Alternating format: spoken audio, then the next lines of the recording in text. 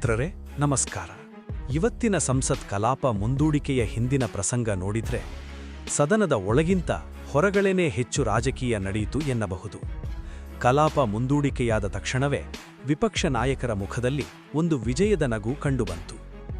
ಆದರೆ ಪ್ರಶ್ನೆ ಏನೆಂದರೆ, ಇದು ನಿಜವಾದ ಗೆಲುವ ಅಥವಾ ಕೇವಲ ತಾತ್ಕಾಲಿಕ ರಾಜಕೀಯ ಸಂಭ್ರಮನ? ಈ ಗದ್ದಲದ ಮಧ್ಯೆ ಚರ್ಚೆಗೆ ಬಂದದ್ದು ಮಾಜಿ ಸೇನಾ ಮುಖ್ಯಸ್ಥ ಜನರಲ್ ನರಾವಣೆ ಅವರ ಪುಸ್ತಕ.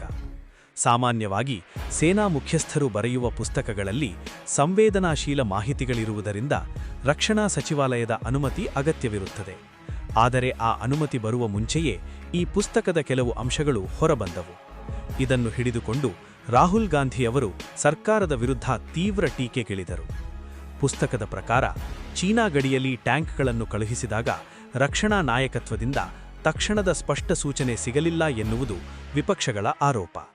ಆದರೆ ಗೃಹ ಸಚಿವ ಅಮಿತ್ ಶಾ ಅವರು ಸದನದಲ್ಲಿ ಎದ್ದು ನಿಂತು, ನೀವು ಓದುತ್ತಿರುವ ಆ ಭಾಗಕ್ಕೆ ರಕ್ಷಣಾ ಸಚಿವಾಲಯ ಯಾವುದೇ ಅನುಮತಿ ಕೊಟ್ಟಿಲ್ಲ, ಸ್ವತಃ ಜನರಲ್ ನರಾವನೆ ಕೂಡ ಆ ಅಂಶಗಳನ್ನು ನಿರಾಕರಿಸಿದ್ದಾರೆ ಎಂದು ಸ್ಪಷ್ಟಪಡಿಸಿದರು. ಇದಾದ ನಂತರ ಸದನದಲ್ಲಿ ಭಾರೀ ಗದ್ದಲ ಉಂಟಾಯಿತು.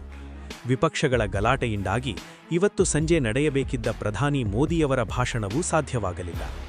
ಒಂದು ಪುಸ್ತಕದ ವಿರುದ್ಧ ಮತ್ತೊಂದು ಪುಸ್ತಕ ಎನ್ನುವಂತೆ ಬಿಜೆಪಿ ಕೂಡ ಹಳೆಯ ಪುಸ್ತಕಗಳನ್ನು ಉಲ್ಲೇಖಿಸಿ ಕಾಂಗ್ರೆಸ್ ನಾಯಕರ ವಿರುದ್ಧ ತಿರುಗಿಬಿದ್ದಿದೆ.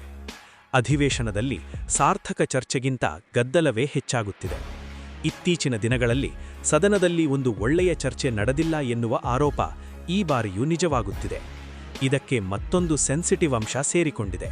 ಅದು ಡೊನಾಲ್ಡ್ ಟ್ರಂಪ್ ಮಾಡಿರುವ ಟ್ವೀಟ್. ರಷ್ಯಾದಿಂದ ತೈಲ ಆಮದು ನಿಲ್ಲಿಸುವ ಮತ್ತು ಅಮೆರಿಕಾದಿಂದ ಬೃಹತ್ ಮೊತ್ತದ ತಂತ್ರಜ್ಞಾನ ಖರೀದಿಸುವ ಬಗ್ಗೆ ಟ್ರಂಪ್ ನೀಡಿರುವ ಉಲ್ಲೇಖ ಸಂಸತ್ತಿನ ರಾಜಕೀಯ ತಾಪಮಾನವನ್ನು ಇನ್ನಷ್ಟು ಹೆಚ್ಚಿಸಿದೆ. ಸ್ನೇಹಿತರೆ, ಸಂಸತ್ತಿನಲ್ಲಿ ನಡೆಯುತ್ತಿರುವ ಈ ಪುಸ್ತಕ ಕಾಳಗದ ಬಗ್ಗೆ ನಿಮಗೇನನ್ನಿಸುತ್ತೆ? ಇದು ದೇಶದ ಹಿತದೃಷ್ಟಿಯಿಂದ ನಡೆಯುತ್ತಿರುವ ಚರ್ಚೆಯೋ ಅಥವಾ ಕೇವಲ ರಾಜಕೀಯ ದೊಂಬರಾಟವೋ? ನಿಮ್ಮ ಅನಿಸಿಕೆಯನ್ನು ಕಮೆಂಟ್ ಮೂಲಕ ನಮಗೆ ತಿಳಿಸಿ. ವಿಡಿಯೋ ಉಪಯುಕ್ತ ಅನಿಸಿದರೆ ಲೈಕ್ ಮಾಡಿ ಮತ್ತು ಇಂತಹ ಗಂಭೀರ ವಿಷಯಗಳ ವಿಶ್ಲೇಷಣೆಗಾಗಿ ನಮ್ಮ ಚಾನೆಲ್ಗೆ ಸಬ್ಸ್ಕ್ರೈಬ್ ಮಾಡೋದನ್ನು ಮರೆಯಬೇಡಿ. ಹೊಸ ವಿಷಯ ಜೊತೆ ಮತ್ತೆ ಸಿಗೋಣ. ಜೈ ಹಿಂದ್, ಜೈ ಕರ್ನಾಟಕ ಮಾತೆ.